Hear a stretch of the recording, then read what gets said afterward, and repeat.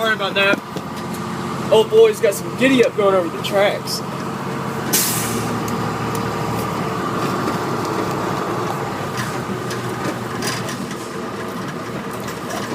Plus I had a car behind me, so I kinda had to romp him a little bit.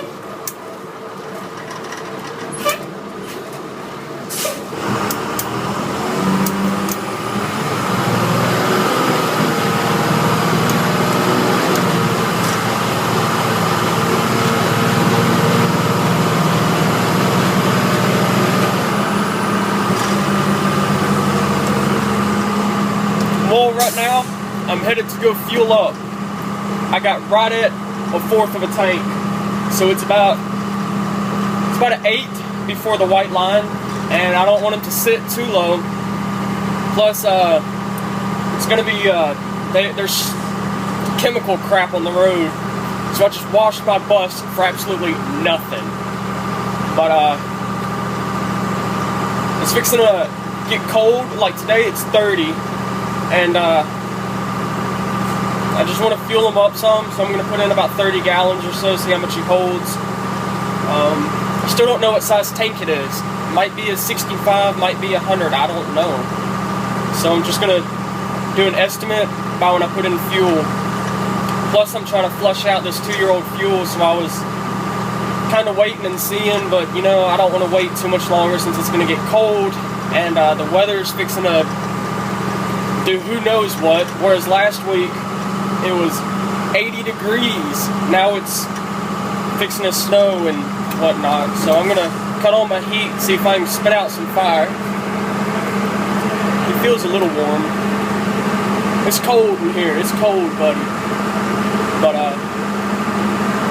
on my way to fuel up, thought y'all might want to see a different perspective, see the driver of this bus, see some of y'all kind of doubted me, so I was going to show you. It's my bus. I'm the driver. I'm the owner.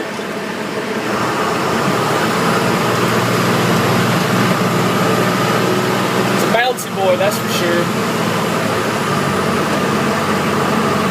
But I'll record for a little bit longer. I know you don't want to see my face. It's hideous. But just thought a different perspective would be kind of cool. Right now I got that sweet spot on the throttle where it's about 3/4 of the way or so. I'm not even recording, am I? Yes I am. You know, it's that sweet spot where it's not floored, but you're getting kind of like that peak torque and horsepower out of it. Yeah, I found that sweet spot. I also drained my air tanks from the actual air tank themselves. I found both of them. One was mounted over here by the door, and the other's mounted behind the driver, so it's kind of weird to see tanks in 2 different spots like that. But the other one I drained back when I first got the bus. It had a little bit of moisture the first time I drained it, so it wasn't nothing to be alarmed about. However, when I drained that tank, it had quite a few drops of oil in it, and it had quite a bit of moisture in it, so I'm gonna have to keep doing that to make sure I get all of it out. But it's been good for me though.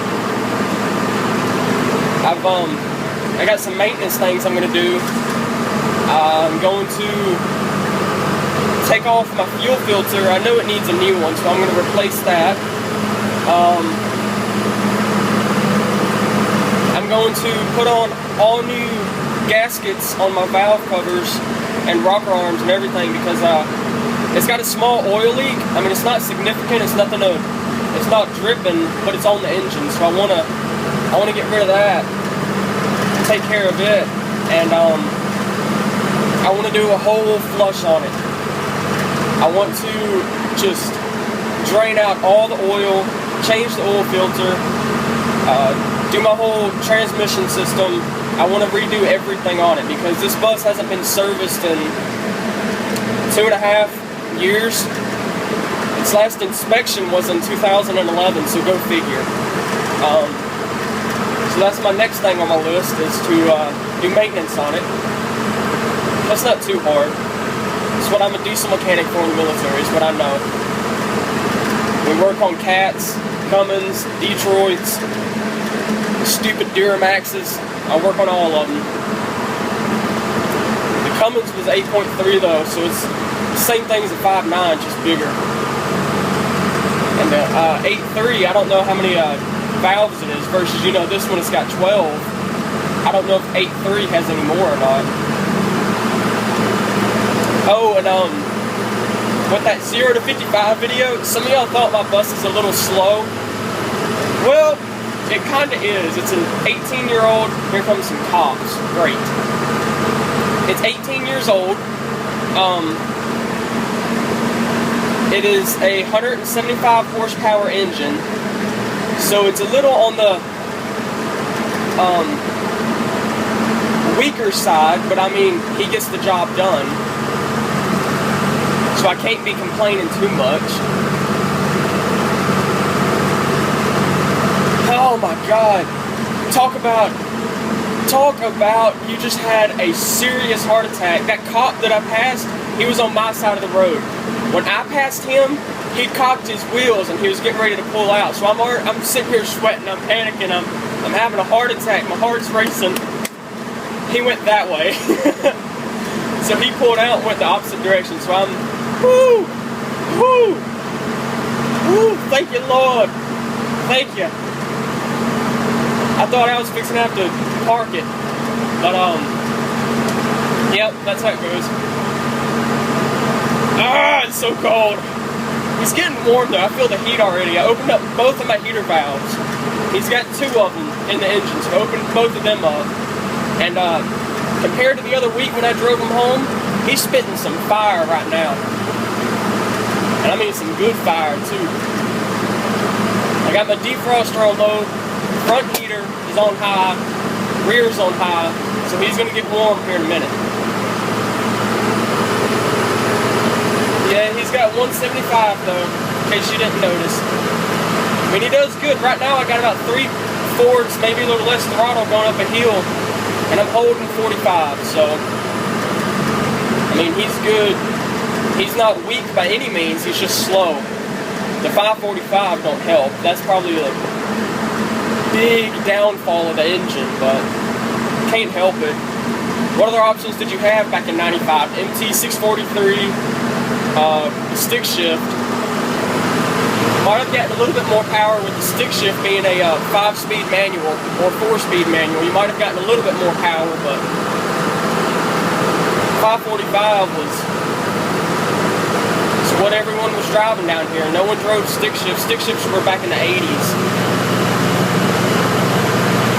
So I mean, I'm not complaining. I'm climbing a hill right now and I got him just almost floored, and he's holding right at 53, so I'm not complaining. Could be a lot worse. Could be like an old 7.3 IDI at 3,000 RPMs trying to hold 55, whereas I can do 70 at about 25, so I'm not complaining. He doesn't suit too much. I noticed when you floor him from a takeoff, he does leave a nice little black cloud, but I love that. I love that. I love a bus with some personality that loves to leave a trail. And this one does it.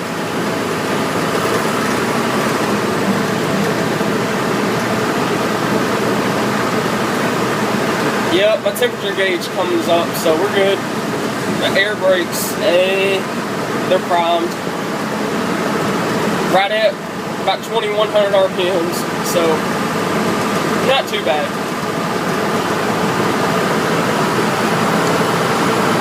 Volts, about 14, 15 volts. Oil pressure is about medium. He does good. I'm not complaining too much. I love my bus, so I'm happy.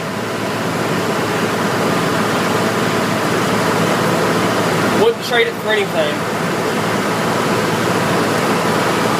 Maybe these cars behind me are a little impatient, but I can't help it. Old thing's not as powerful as a car, so I'm trying.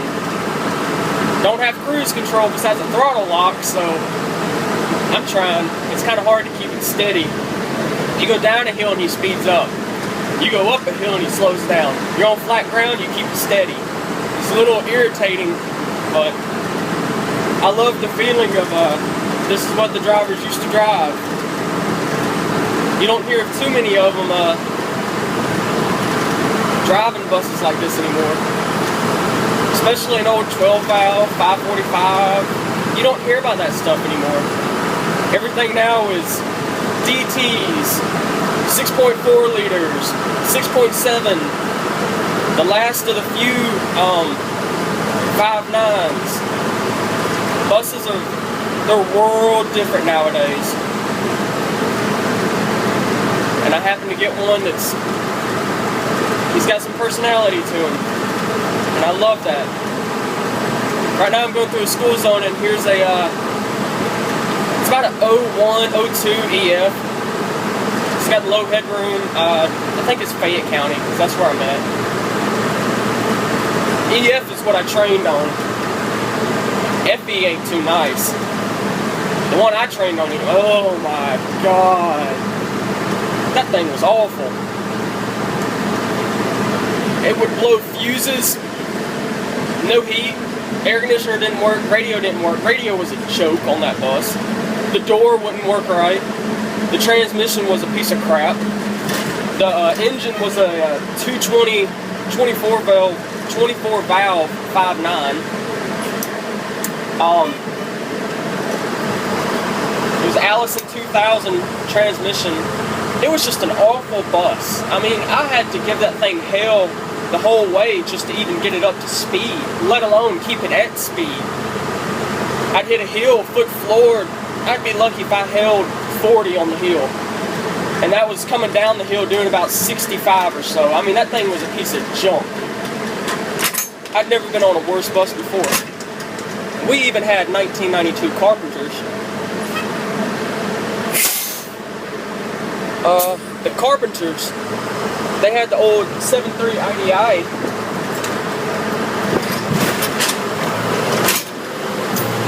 They even had more giddy up than this 24 valve 5.9 EF did. That EF was just junk.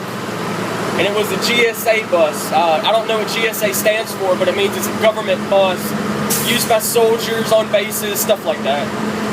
And it was just a white EF, commercial windows, commercial seats, but everything else was like a school EF. And it was garbage. It was awful. But the EF I rode in high school, it was alright. It was a bouncy old thing.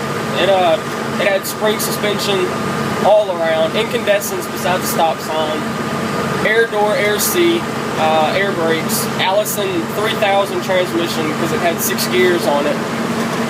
And the 6.7 wasn't bad, but my god, that thing would rev and rev and rev and rev.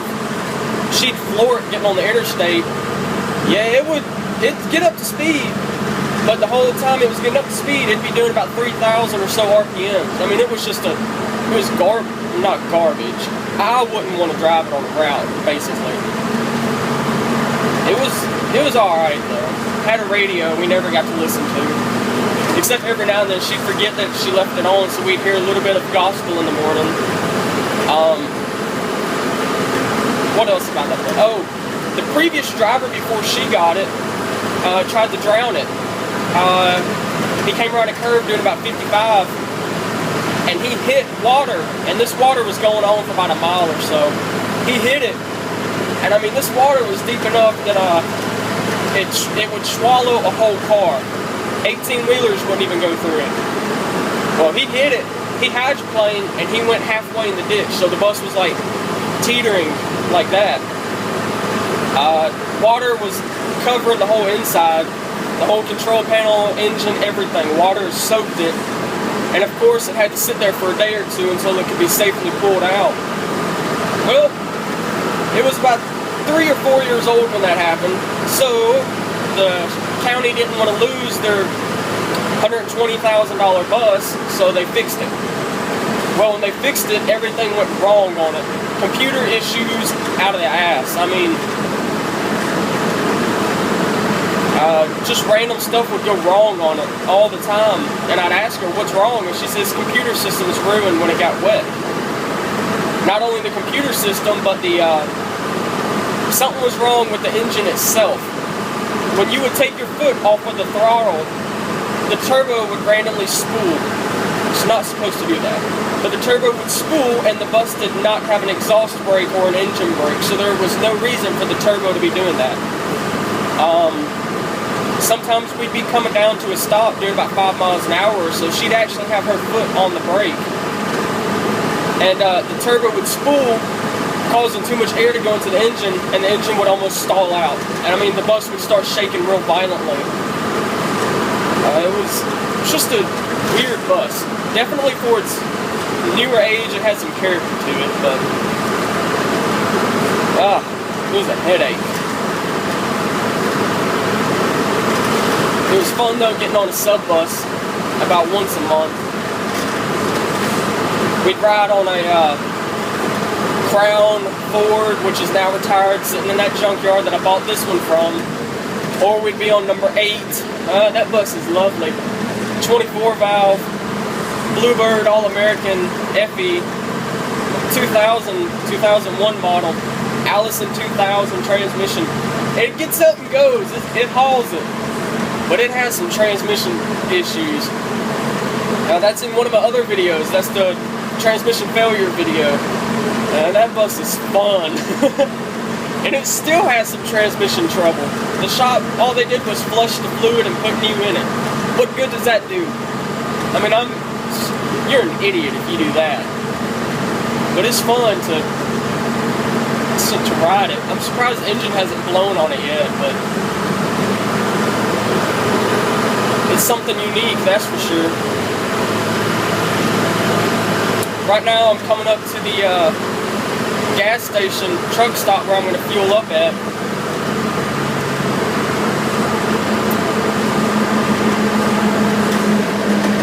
Let me see, diesel, $4.03. $4.03.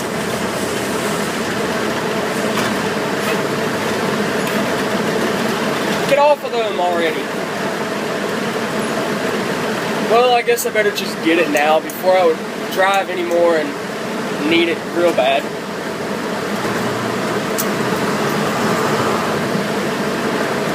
Yeah, trucker, I'm parking at y'all's fuel pumps. Get over it.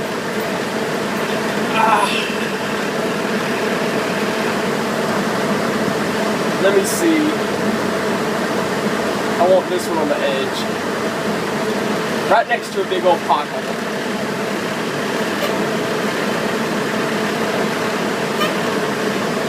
And it's lovely because my fuel door is right here, so I don't have to go too far. But I'll shut off my bus for you. Oh, it's spitting some fire, boy. Alright, I'll be back here in a minute. See ya.